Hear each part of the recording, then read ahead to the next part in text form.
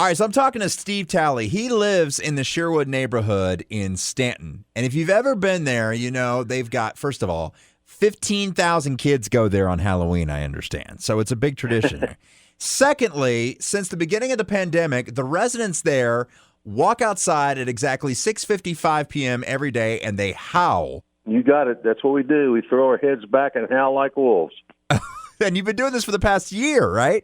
Yes. It started out as a silly little thing, a game, Sure. I guess. I had heard people doing this out west. I said, what the heck? Why don't we do it here and we can howl away the coronavirus? We just began to howl for anybody and everybody. We were celebrating people, celebrating astronauts and people that were sick and first responders and doctors and nurses, people who we had lost.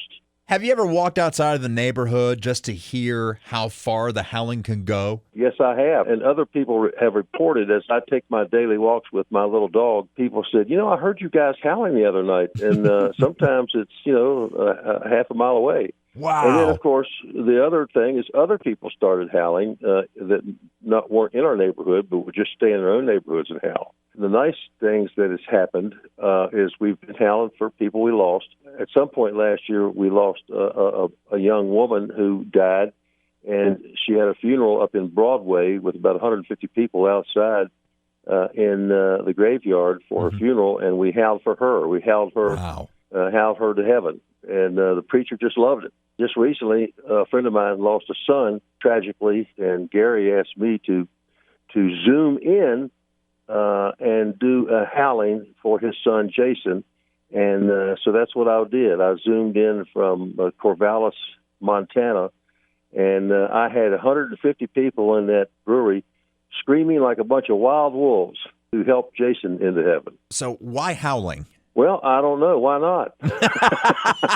I mean, howling just was sort of a metaphor for, not only the misery in life, but in our case, we twisted it to be, again, about celebrating who we are as human beings. It's a small neighborhood, and on any given night, anywhere from 15 to sometimes as many as 30 people will come out and howl. It's a kind of a release. It puts you on the spot. I mean, we're all sophisticated, educated people, and to go out in the street and throw your head back and howl, if somebody would come by, they would think, well, that's a bunch of crazy people. So it takes a little courage to throw your head back and do something like that.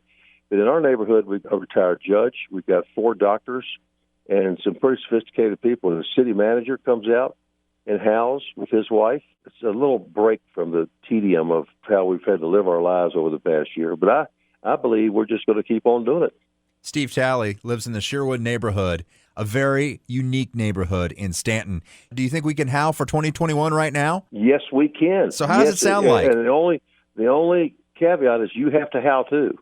Okay. How does this work? I just go, I mean, what do I do? Yeah, that's right. I'll tell you what, I'll start it, and then you just chime right in. You ready? All right, here we go. Here goes nothing. Oh!